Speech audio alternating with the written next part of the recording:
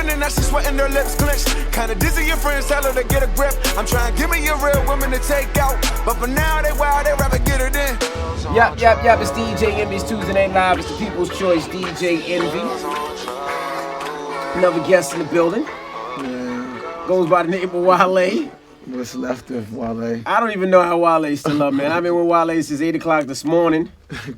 Last night he was in the club performing. That's what I'm saying. Like, this is nobody at the label is even saying like, yo, we might got to get him to the hospital soon. Even just up doing stuff like. You need some rest, dog. I need some rest, boy.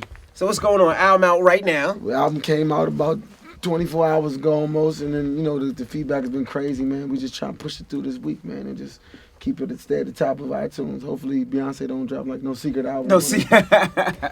So now how does it feel to have another album out? And you know what? People are liking you, Wale. I said that to you earlier. Like, you're no longer the mean guy, the bad guy. You're the nice guy. People like you now. Well, we take it for what it's worth because, you know, just yesterday they motherfuckers didn't. So, you know what I'm saying? That's true, too. We just try to take it with like a grain of salt. And right now, we making a full face turn right now. And we just trying to make sure the people know that I'm consistent with the music. That's the most important thing. Like, so feel how you want personally, whatever. You don't like how I wear my fucking bandanas, whatever. I don't give whatever. I don't tie my laces, whatever. Feel how you want. The music is what matters at the end of the day. Now, we're doing this album. The name of the album is the album about nothing. Yep. Why did you name it that? Well, because it's about everything. You know, that's what Larry David and Jerry called that show.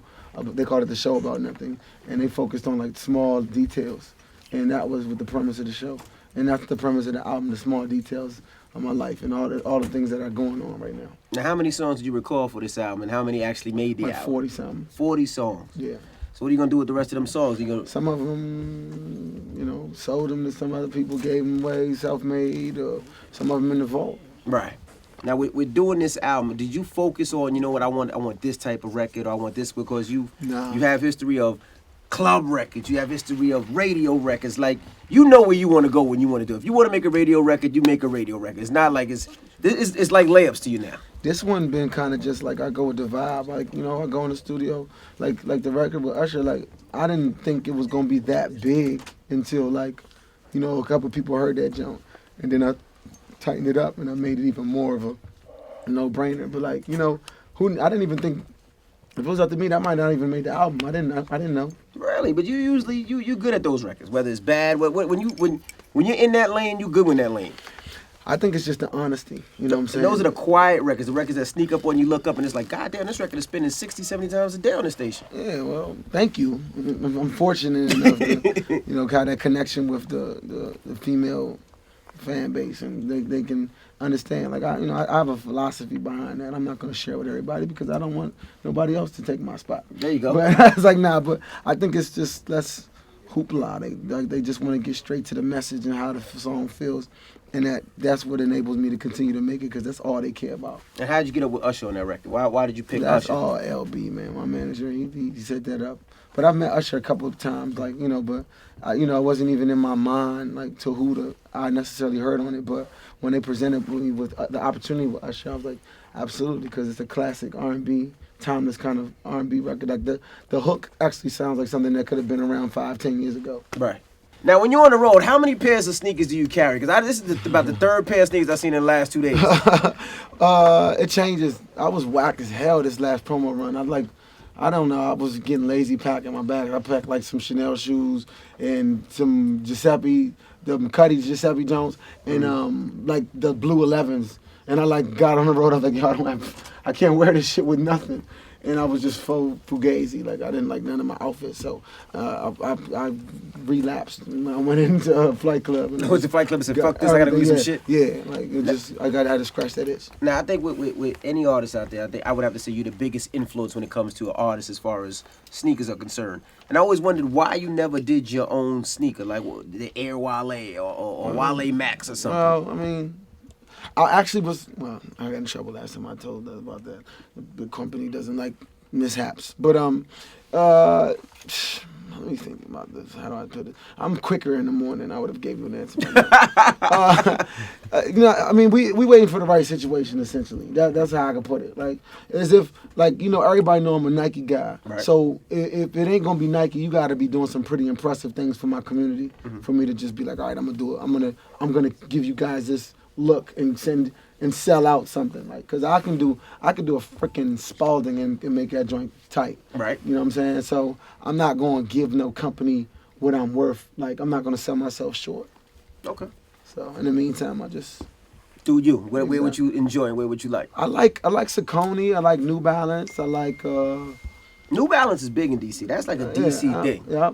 I like Saucony. I like New Balance. I like Adidas a little bit. You know what I'm saying? But essentially, I can make anything look good. I feel like. Now, speaking of DC, now with your album and you being an artist from DC, does DC show you the amount of love as they should? Because most artists, their home doesn't really show them the love. They know what it is back home, man. Like, if anybody tell you something different, they lying through their teeth. Like, we go out and we get praised. Everybody, all walks of life, like white women that live in the gentrified area, like, they know who I am and they show they love, respect. I go to the Wizards game, they stand and applaud, like, you know what I'm saying? Like, I did that, I earned that, and I love home because of that. And you always keep the go-go sign in your album, no matter what song it is. You keep that particular sound.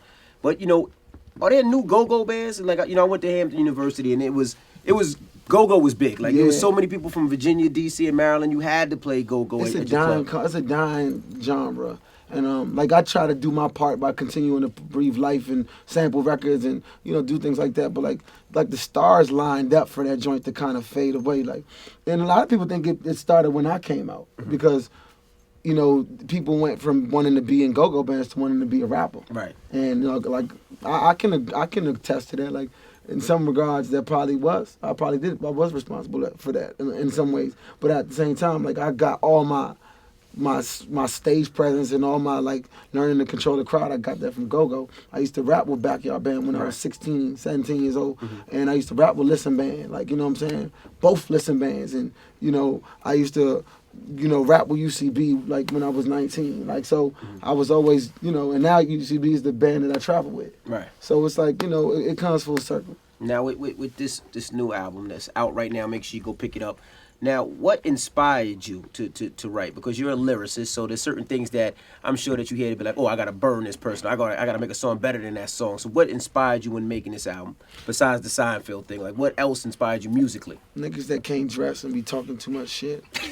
Those niggas, I be like, I put them on the screen and pause it and be like, you motherfucking bitch. I got something for your ass. Nah, but that's more of my muse. Like whatever significant is happening in my life, you absorb all of that. You squeeze all that emotion out. Like, if a girl got me smitten, you know what I'm saying? Like, that's where my mind is. I'm gonna try to get some. I'm gonna write. I'm a writer. You know what I'm saying? So, like, that's just how I feel like any writer should do. Whatever's going on in your life, you find a way to channel that into your craft. Right. Now, how did the whole Seinfeld thing come about? You and him connecting? We known each other for about 6.5, 7 years now, since I did the mixtape About Nothing. He had a show in Baltimore he invited me to, and, we just kind of been building slowly ever since then. I just never knew. I never thought I was in a place to actually do that and make it connect. And, after the success of my past 2 albums, I just thought it was like, it's time, and I could get away with it, and, I could put people on to where his philosophies and his outlook, and we can, end this trilogy or continue the series. How was him in the studio with both of you guys vibing? How was that connection? Man, you ever been around somebody who can just roast, like, just out of anything? Like, right. You can't. Y'all go back and forth stabbing on each other? He's one of the best he can do. But it's so very subtle. Like, you know what I'm saying? Like, he's very calculated in what he say. And, you gotta bring your A game when you get into Jerry's world. Now, are you fearful that, well, I ain't gonna say fearful, but do you think a lot of artists will follow into that thing and do albums outside of the norm, like this type of album? Because this type of album we haven't seen, I don't think we've ever seen anything I think people probably would know they'd be caught if they did something like that at this point. Maybe later down the road.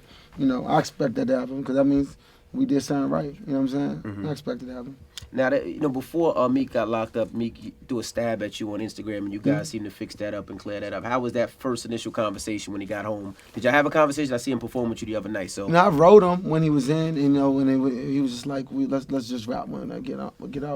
And like it was real quick. You know what I'm saying? Like, you know, it was very, very quick, and we just got back, you know, on the horse. You know what I'm saying? And everything was Gucci after that. You know, it's just like any situation. We just kind of grew up in front of the United States of America. absolutely. So everybody saw every little misstep along the way. I'm sure that happens in every family. Right. I like this Wale. This is a happier Wale, man. I'm just drunk and tired. This might change tomorrow, but today this is a happier Wale. Well, we hoping for the best. I'm trying to project positivity so this album could do well, and I don't have to come here and be sweeping the floor. No, you good money, man. You ain't got to sweep no floors. Now, before you leave, tell us what your fascination is with wrestling, because you love wrestling. It's an escape from all this shit. Right. It's the ultimate. If I go to a fucking football game, I'm going to be answering questions about something rap world affiliated. Right. When I go to WWE, don't nobody even bring that shit up. They don't even, none of that. They don't want to know nothing. It's a world, different world. Completely. And when you grow up, you know, you just watch it with adult eyes, you just realize like how much you got to think on your toes to produce a show, every show. And it's an episodic fucking show that's been going on for 2 decades. You know what I'm saying? Like, that's crazy. You know what I'm saying? Like, and considering injuries and mishaps and slip-ups. Somebody just died recently, yeah. Yeah, that's crazy. Like, to be able to do that, like, you know, like, I'm just a fan. It's just like how you could be a fan of, like, battle rapping. You know what I'm saying? Like, it's just all people thinking on their toes and stuff like that. Would you ever get in the ring and wrestle? Nah, I doubt it, nah. I mean, with Snoop just did. You ain't got to be a wrestler per se. I hit somebody with a chair, though. You could jump in there, you know, one quick move. Nah. No drop kick, because you athletic. I'm straight, though. I ain't doing that. Throw somebody out the ring or something? Chair, though. Heavy on the chair. Heavy on the chair. Heavy on the light on the... That means you thought about it a couple of times and said... Nah, I just want to hit somebody with a chair. I got some inner demons I got to let go. Aggression that you just got to hit? Ruthless aggression. Who's your favorite wrestler? Who was your favorite wrestler? Ultimate Warrior. Ultimate Warrior. Because it was like a straight up like sugar rush of like hyperactivity. When he fight, like you go outside and like definitely gonna get in Never trouble. Hulk Hogan, Macho Man, nah. I like Macho Man. I ain't like Hulk Hogan. Why not Hulk? Because it was like I ain't like him. I ain't like his swag. You ain't like the Hulk I swag. ain't like Hulk swag. That's hilarious. All right, well, the album's out right now. We appreciate you joining us. I know you got to run. Yeah. You got a zillion and one clubs to do tonight. See, that's short for I'm going to go to the hotel, I'm going to tell them I'm going to change. And then they never going to get me again until tomorrow morning. Comments expressive. Ladies and gentlemen, Wale, let's get into another joint while he gets out of here. What's the last joint you want to get into? This is called That One Time in Houston. I appreciate everybody. My album in the stores right now. Get me off the streets, man. Just help me out. I'm a black man out trying to make something positive with my life. God bless you.